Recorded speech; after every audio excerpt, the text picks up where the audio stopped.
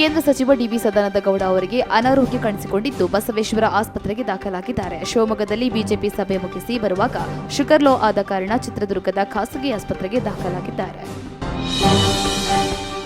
ಇಂಗ್ಲೆಂಡಿನಿಂದ ಮಹಾರಾಷ್ಟ್ರಕ್ಕೆ ಮರಳಿರುವ ಒಟ್ಟು 68 ಪ್ರಯಾಣಿಕರಲ್ಲಿ ಕೋವಿಡ್-19 ದೃಢಪಟ್ಟಿದೆ. ಆದರೆ ಇದುವರೆಗೆ ರೂಪಾಂತರಗೊಂಡ ವೈರಸ್ ಪ್ರಕರಣಗಳು ದಾಖಲಾಗಿಲ್ಲ.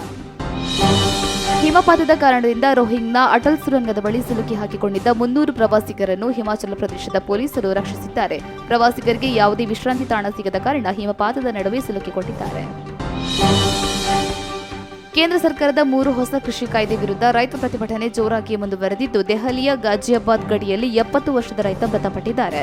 ಈ ಘಟನೆಯನ್ನ ಆತ್ಮಹತ್ಯೆ ಎಂದು ರೈತ ಸಂಘಟನೆಗಳು ಸರ್ಕಾರವನ್ನ ದೂಷಿಸಿವೆ. ಆಲಟಿ ಸಮೀಪದ ಬಡ್ಡಡ್ಕದಲ್ಲಿ ಸುಳ್ಯದಿಂದ ಪಾಣತ್ತೂರು ಕಡೆಗೆ ಸಂಚರಿಸುತ್ತಿದ್ದ ಖಾಸಗಿ ಬಸ್ ಒಂದು ಪಲ್ಟಿಯಾಗಿದೆ. ಪುತ್ತೂರಿನ ಸುರಕ್ಷಾ ಸಂಸ್ಥೆಯ ಖಾಸಗಿ ಬಸ್ ಮದುವೆ ಸಮಾರಂಭಕ್ಕೆಂದು ಜನರನ್ನು ಕರೆದೊಯ್ಯುತ್ತಿದ್ದ ವೇಳೆ ಚಾಲಕನ ನಿಯಂತ್ರಣ ತಪ್ಪಿ ಪಲ್ಟಿಯಾಗಿದೆ. ಘಟನೆಯಲ್ಲಿ ಹಲವಾರು ಗಂಭೀರ ಗಾಯಗೊಂಡಿದ್ದು, ಕೆಲವರು ಸಣ್ಣಪುಟ್ಟ ಗಾಯಗಳೊಂದಿಗೆ ಅಪಾಯದಿಂದ ಪಾರಾಗಿದ್ದಾರೆ.